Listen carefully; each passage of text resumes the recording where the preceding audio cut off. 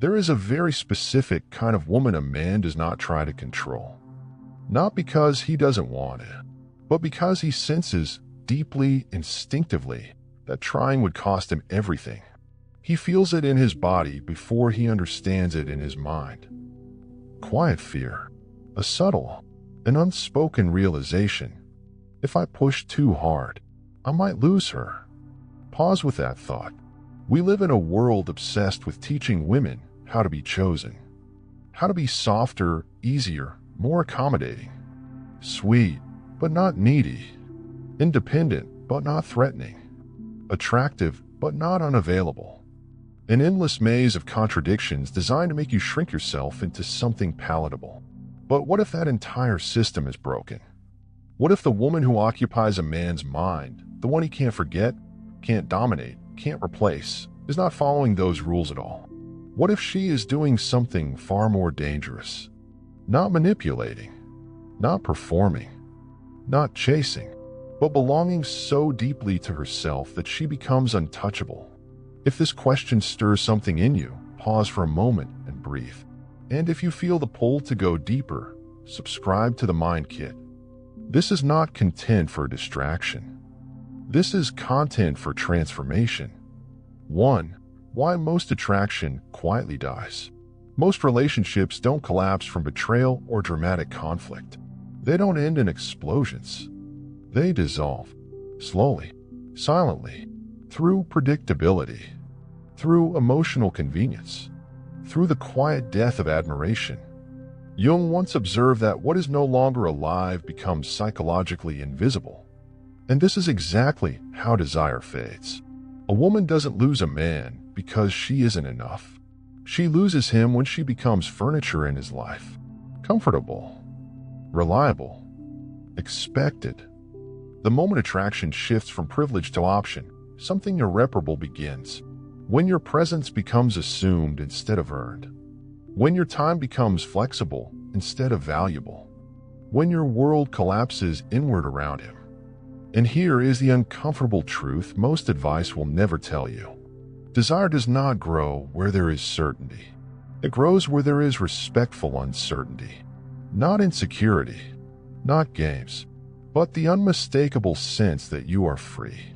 If this resonates, stay with me and gently tap like. It helps this message reach women who need it. 2. The dangerous woman archetype. Men often describe this woman using one word, dangerous, not because she harms, but because she cannot be possessed. She doesn't need him to survive. She doesn't dissolve into his desires. She doesn't shrink to keep him comfortable. She has a life that existed before him and will exist after him. From a Jungian lens, she embodies the sovereign feminine archetype, a woman integrated with her shadow, no longer seeking validation externally. She doesn't ask, "Do you choose me?"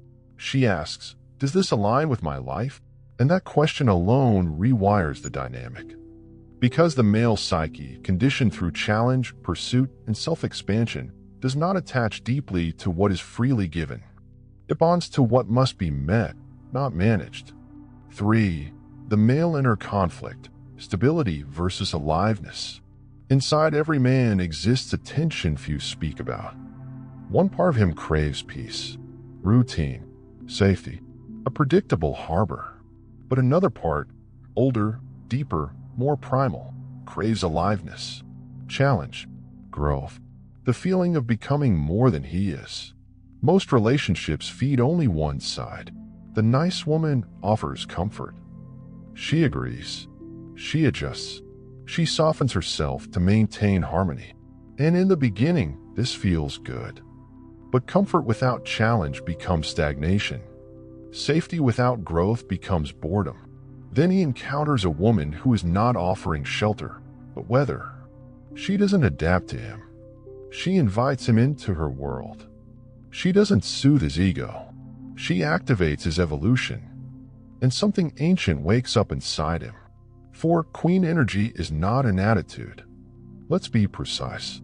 Queen energy is not arrogance, not coldness, not cruelty, not "I don't need anyone." Those are masks. usually worn by wounded people protecting unresolved pain. True queen energy is regulated self-respect. It is emotional groundedness, inner calm, boundaries that don't shout.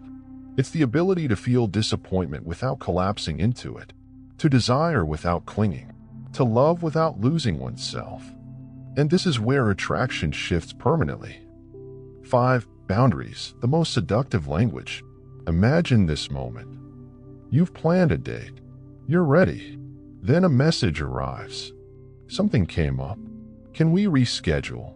The woman who fears abandonment responds quickly. She minimizes herself. No problem.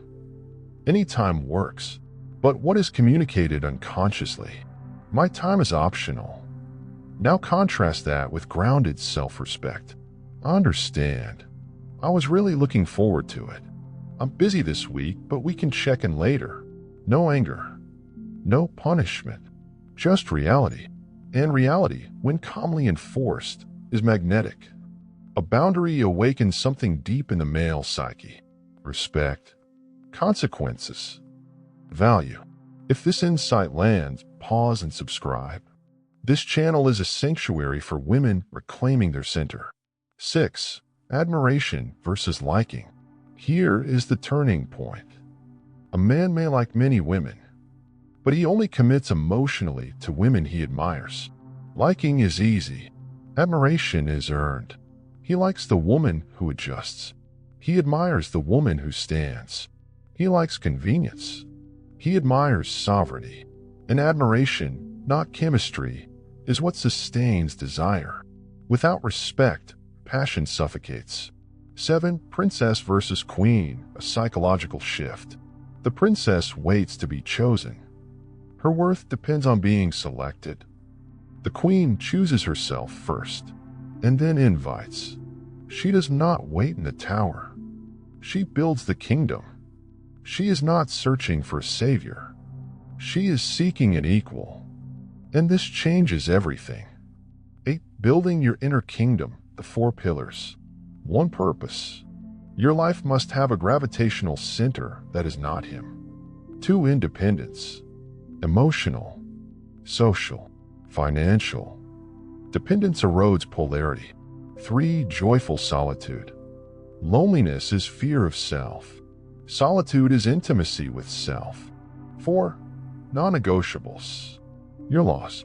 Live, not announced. Boundaries are not ultimatums. They are filters. 9. The final truth. The most seductive woman is not the most beautiful. She is the most self-owned. She does not need. She chooses. And choosing from fullness is the rarest gift of all. If this message reflects something awakening in you, comment, I choose myself. Stop shrinking. Stop performing. Stop auditioning for love. Raise your life, and let anyone who enters it rise to meet you. Here, we don't teach tricks. We build royal spirits. Welcome to the Mind Kit.